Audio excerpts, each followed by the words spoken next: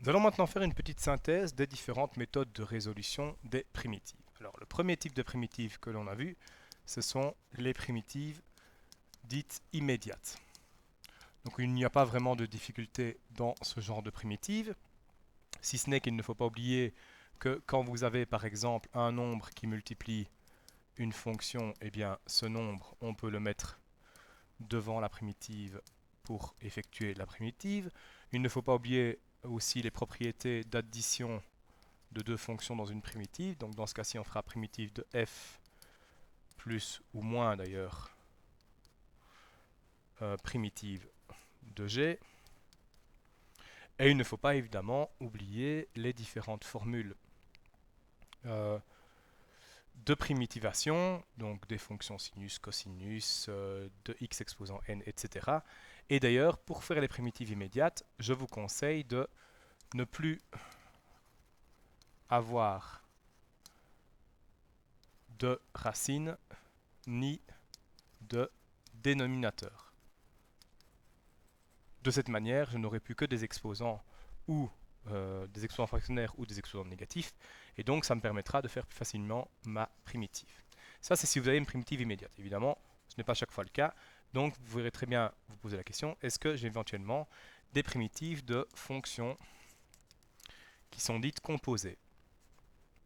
Alors, les fonctions composées, c'est quoi? Eh bien, c'est, comme certains disent, des fonctions avec à l'intérieur une autre fonction. Donc, c'est quand vous avez f, mais que vous avez aussi à l'intérieur g de x. D'ailleurs, quand vous dériviez ce genre de fonction l'année dernière, vous deviez d'abord dériver ce qu'il y a à l'intérieur. Mais il ne faut pas oublier que quand vous dérivez ce genre de fonction avec à l'intérieur une autre fonction, eh bien, il faut devant la dérivée de ce qu'il y a à l'intérieur, comme vu dans les vidéos sur les primitives de fonctions composées. Et n'oubliez pas que si il vous manque un coefficient, vous devrez compenser ce coefficient devant par une fraction éventuellement ou autre. Alors, ça se peut que ça ne fonctionne pas non plus. Alors, il y a ce qu'on appelle les primitives par partie.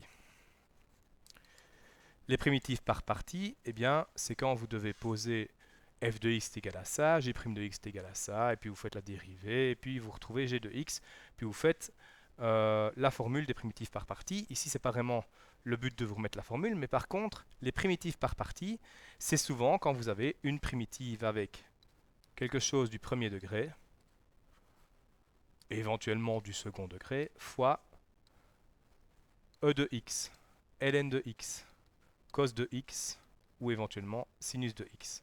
Quand vous avez ce genre de configuration, du premier degré ou du second degré, fois e de x, ln de x, cos de x ou sinus de x, eh bien, vous pouvez vous dire que vous avez une primitive par partie.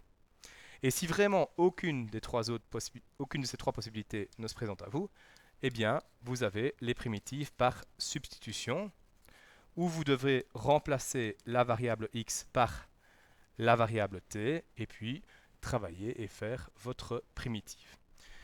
Voilà comment vous pouvez vous demander quelle méthode utiliser. Donc, je vous conseille toujours de commencer par vous demander si c'est une immédiate, ensuite si c'est vraiment une primitive de fonction composée, ensuite si ce n'est pas une primitive par partie, et pour terminer, vraiment s'il faut, faire une primitive par substitution.